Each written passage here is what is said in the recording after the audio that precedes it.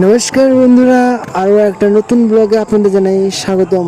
তো আজকে বেরিয়ে যাচ্ছি আমাদের মায়ের মাসের বাড়ি অর্থাৎ শিকারপুরে। আজকে নিমন্ত্রণ ছিল, কার দিয়ে গিয়েছিলো আজকে রাতেই। ওখানে খাওয়াবে অন্ন মহোৎসব, গৌরাঙ্গ মহাপ্রভু আগমন ঘটেছে, সেই জন্য আমরা যাচ্ছি সবাই মিলে একসঙ্গে, পরিবারের সকলেই।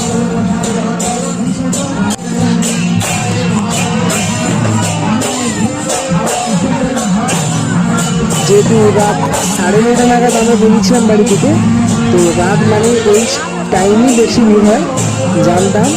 তো গিয়ে যখন দেখি ঢোকার মুখ থেকেই ভিড়, প্রচুর ভিড়। যাওয়ার যেখানে খাওয়ানো হচ্ছে ওইখানে যাওয়ার কোনো রাস্তা নেই, এতটাই ভিড়।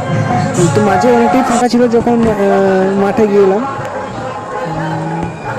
তো অনেকক্ষণ প্রথমে গিয়ে সিট পেয়ে গেছিলাম, তারপরে একজন কাকিমা এসে বললো যে তো আমি জায়গা দিয়ে দিলাম, কোনো প্রশ্ন না করি।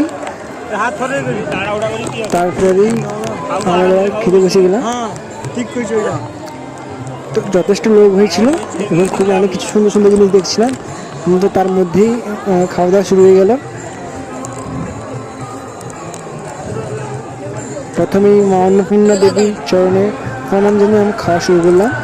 তার এর মধ্যেই অনেক রকম আইটেম হয়েছে, তো সমস্ত আইটেম ভিডিওতে বলা সম্ভব নয়। অবশ্যই আমার ডিসক্রিপশন বক্সে চেক করে নেবেন, নাহলে অবশ্যই কমেন্ট করবেন, কমেন্ট করে বলে দেবেন।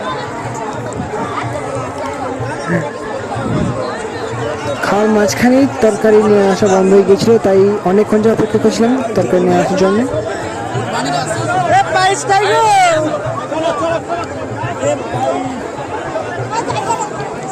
যদি সবাই উঠিয়ে পালিয়ে গেছিল, যে কারণমাত্র আমাদের লাইনটাই অর্থাৎ আমাদের চেয়ারটা জেনে পড়ছিল, ওই লাইনেই দেখছিল। তো ইতিমধ্যেই কয়েকটা সময় মধ্যে পায়েস নিয়ে এলো।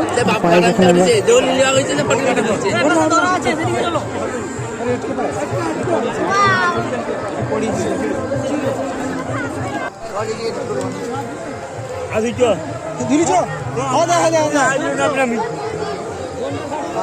বৌদি মনে আমাকে ছাড়েনি।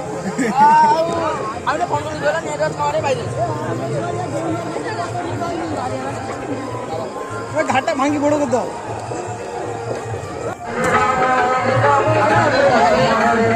এবার অনেকটা ভিড় কাটিয়ে এখন আমরা ফিরে যাচ্ছি বাড়ির উদ্দেশ্যে রওনা দিচ্ছি। বাড়িতে কেউই নেই, আমি এখন যাচ্ছি।